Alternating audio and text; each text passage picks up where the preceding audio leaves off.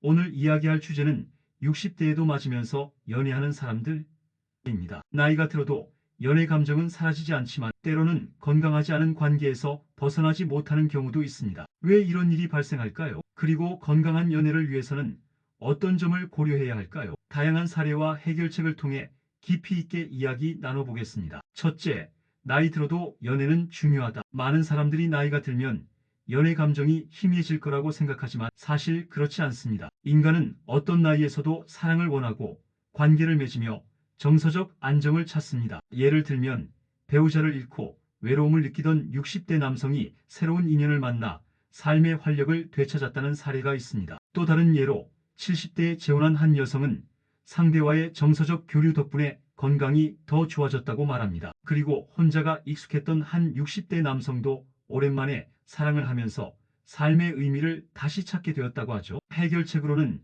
나이에 상관없이 인간관계를 적극적으로 맺고 감정의 변화를 받아들이는 자세가 필요합니다. 둘째, 나이가 들수록 연애가 어려운 이유. 연애를 원하지만 쉽게 시작하지 못하는 이유는 무엇일까요? 가장 큰 이유는 오랜 시간 혼자 살아온 습관과 사회적 시선 때문입니다. 예를 들면 친구들이 그 나이에 무슨 연애냐라고 말하면 자연스럽게 위축되는 경우가 많습니다. 또 다른 예로 경제적인 문제나 자녀의 반대 때문에 새로운 연애를 망설이는 경우도 있죠. 그리고 이혼이나 사별 경험이 있다면 새로운 관계를 시작하는 것이 더욱 두려울 수 있습니다. 또한 일부 사람들은 자신이 연애하기에 너무 늦었다고 생각하여 기회를 놓치기도 합니다. 해결책으로는 자신의 감정을 솔직하게 받아들이고 주변의 시선을 신경 쓰지 않는 것이 중요합니다. 셋째, 건강하지 않은 연애 관계의 특징. 연애는 행복을 주기도 하지만 때로는 정서적 혹은 신체적 상처를 남기기도 합니다. 건강하지 않은 관계에서 벗어나지 못하는 이유는 무엇일까요? 예를 들면 상대가 지속적으로 감정적 폭력을 행사해도 이 나이에 새로운 사람을 만날 수 있을까? 라는 두려움 때문에 관계를 유지하는 경우가 있습니다. 또 다른 예로 상대가 지나치게 통제하려 하거나 자신의 생활을 침해하는 경우가 많습니다. 그리고 경제적으로 의존하는 관계에서 벗어나지 못해 감정적으로 힘들어하는 경우도 있습니다. 더 나아가 상대의 기대에 맞추기 위해 자신의 행복을 희생하는 경우도 있는데 이는 매우 위험할 수 있습니다. 해결책으로는 관계에서 존중과 균형이 중요한 요소라는 점을 인식하고 스스로를 돌보는 마음가짐을 가지는 것입니다. 넷째, 연애에서 폭력이 발생하는 이유. 폭력이 있는 관계에서도 쉽게 벗어나지 못하는 이유는 뭘까요? 이는 정서적 의존, 낮은 자존감, 그리고 오랜 습관 때문입니다. 예를 들면 60대 여성이 수십 년 동안 배우자의 폭력을 참고 살아오다가 이혼을 결심한 후에야 자유를 찾은 사례가 있습니다. 또 다른 예로 연애 상대가 지속적으로 언어적 폭력을 가하지만 이 나이에 새로운 사람을 만나기는 어렵다라는 이유로 참고 견디는 경우도 많습니다. 그리고 경제적으로 상대에게 의존하고 있다면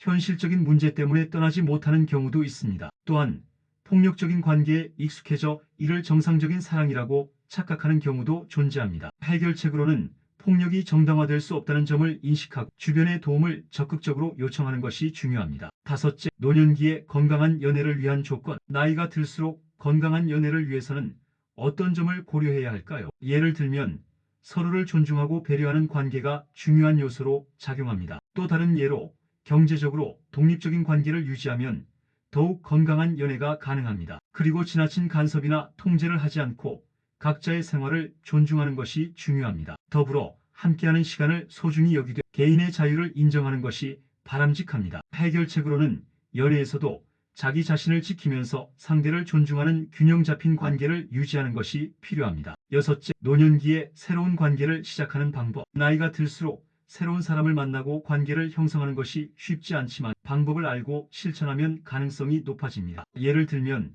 동호회나 문화센터에서 공통 관심사를 가진 사람들과 교류하며 자연스럽게 관계를 형성하는 경우가 있습니다. 또 다른 예로 SNS나 온라인 커뮤니티를 활용해 새로운 사람을 만나는 것이 점점 보편화되고 있습니다. 그리고 가족 모임이나 지인의 소개를 통해 새로운 사람을 알게 되는 경우도 많습니다. 해결책으로는 적극적으로 사회 활동을 하며 열린 마음으로 다양한 사람들과 교류하는 것이 중요합니다. 일곱째, 노년기 연애에서 중요한 의사소통. 건강한 관계를 위해서는 무엇보다도 원활한 의사소통이 필수적입니다. 예를 들면 감정을 숨기지 않고 솔직하게 표현하는 것이 오해를 줄이고 관계를 더욱 깊게 만듭니다. 또 다른 예로 상대방의 의견을 존중하며 듣는 것이 관계 유지에 큰 도움이 됩니다. 그리고 다툼이 생겼을 때 감정을 격하게 표현하기보다 침착하게 대화로 해결하는 것이 중요합니다. 해결책으로는 대화하는 법을 배우고 연습하며 상대방의 입장에서 생각하는 습관을 기르는 것이 필요합니다. 여덟째,